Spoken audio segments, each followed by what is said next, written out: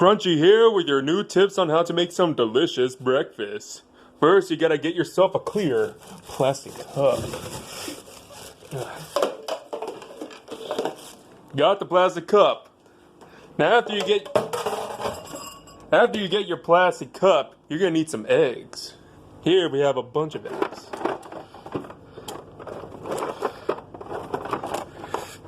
Son of a...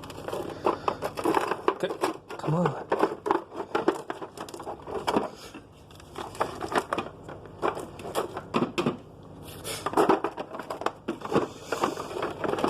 Ah!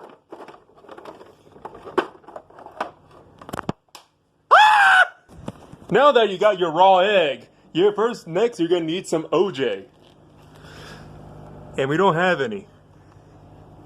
This'll do.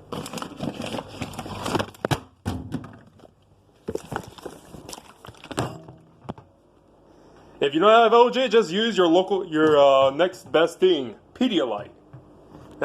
Blue flavored. Now you got your raw egg and your Pedialyte. Time to enjoy your nutritious breakfast. Simple. Pinch.